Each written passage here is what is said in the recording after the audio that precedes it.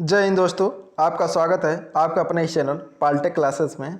आज हम UP triple S C PET का जो इंडियन हिस्ट्री वाला चैप्टर है उसका हम एमसीक्यू देखने वाले हैं। तो पहला इसमें स्टार्ट करते हैं। भारत के इतिहास में पहला प्राचीन भारत है, पहला प्राचीन भारत। तो इसमें जो स्टार्ट हो रहा है हमको पढ़ना है सिंधु घाटी सभ्यता। और सिंधु घाटी सभ्यता में इसका जो वर्ष है 2500 से लेकर 1750 ईसा पूर्व। अभी इसमें कुछ थ्योरी से सब्जेक्ट मतलब कुछ फैक्ट देखते हैं, उसके बाद से फिर इसका एमसीक्यू करेंगे। तो स्टार्ट करते हैं। सिंधु घाटी सभ्यता 2500 से 1750 ईसा पूर्व है। सर जॉन मार्शल के अनुसार सिंधु सभ्यता का विस्तार गंगा, यमुना, नर्मदा एवं ताप्ती की घाटियों तक था।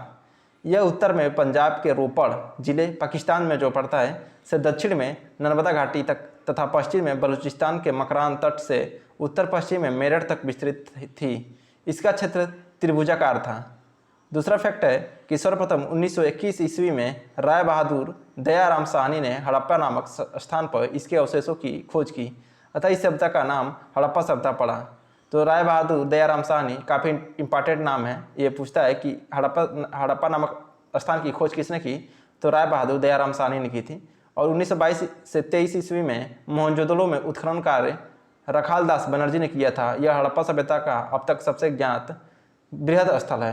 तो हड़प्पा का खोज मोहनजोदड़ो का खोज 1922 और 23 ईस्वी में रखालदास बनर्जी ने किया था, और वहीं हड़प्पा का खोज राय बहादुर दयाराम साहनी ने किया था। और अगला फैक्ट है कि नगर नियोजन इस सभ्यता की सर्वाधिक महत्वपूर्ण विशेषता थी। नगर वर्गाकार तथा आयताकार थे तथा सड़कें उत्तर से दक्षिण तथा पूर्व से पश्चिम की ओर एक दूसरे को समकोण पर काटती थी। अगला है कि हड़प्पा की अपेक्षा मोहनजोदड़ो के भवन अधिक विशाल थे।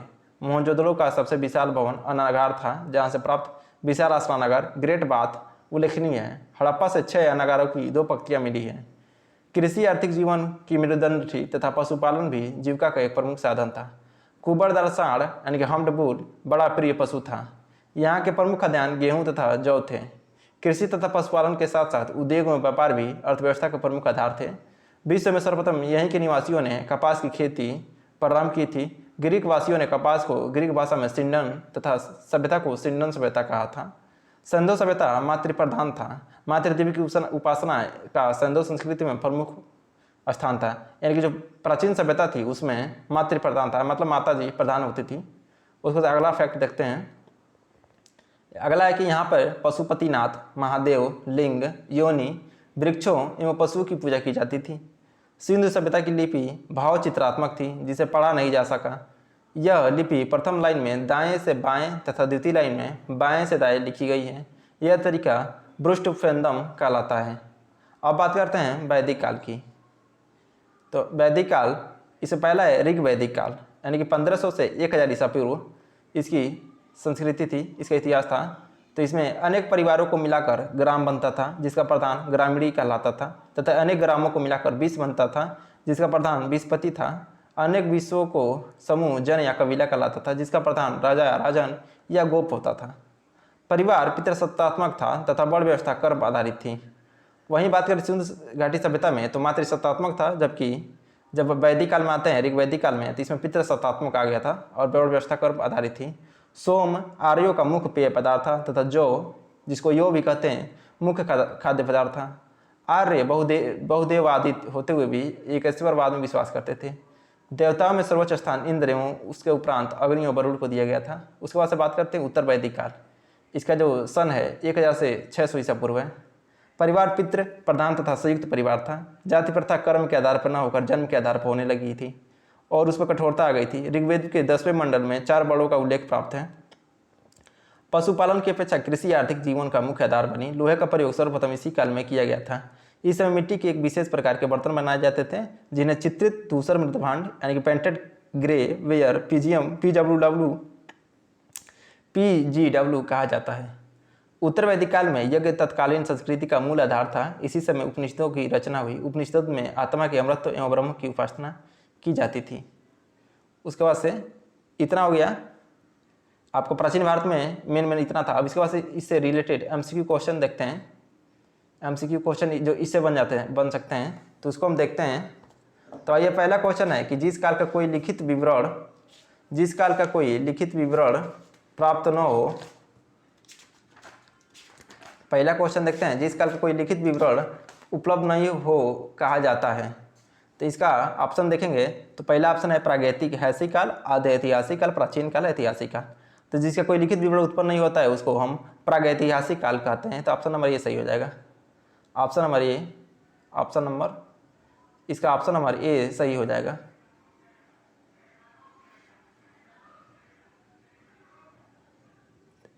ऑप्शन नंबर ए इसका सही है। उसके बाद से देखते हैं आदिमानव ने सर्वप्रथम किस पशु को पालतू बनाया था। तो बैल था, कुत्ता था, गाय था, हाथी था। तो आदिमानव ने सबसे पहले कुत्ता को पालतू बनाया था। तो ऑप्शन नंबर इसका बी सही हो जाएगा। उसके बाद आधुनिक होमो सेपियंस मानव का उद्भव किस काल में हुआ था।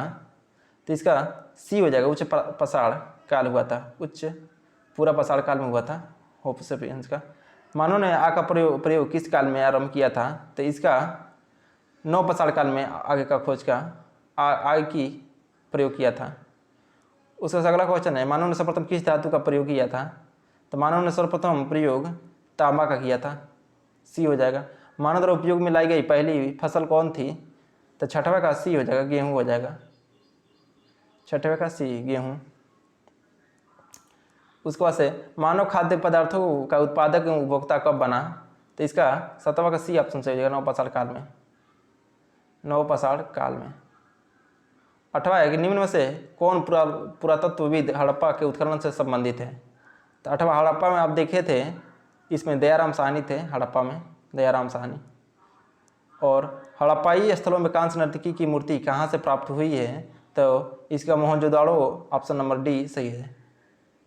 आइए देखते हैं और क्वेश्चन संख्या 10 प्रसिद्ध पशुपति मुहर कहाँ से मिली है। तो इसका मोहनजोदड़ो से मिली है, ऑप्शन नंबर सी सही हो जाएगा। उसे सिंधु सभ्यता में गोदीवाड़ा का साक्ष्य कहाँ से मिला है। तो इसका ऑप्शन नंबर डी सही है, लोथल से मिला है, ऑप्शन नंबर डी सही है, लोथल से। क्वेश्चन संख्या 12 है सिंधु सभ्यता में विशाल स्नानागार कहाँ से प्राप्त हुआ है। तो इसका ऑप्शन नंबर बी सही हो जाएगा, मोहनजोदड़ो से प्राप्त हुआ है।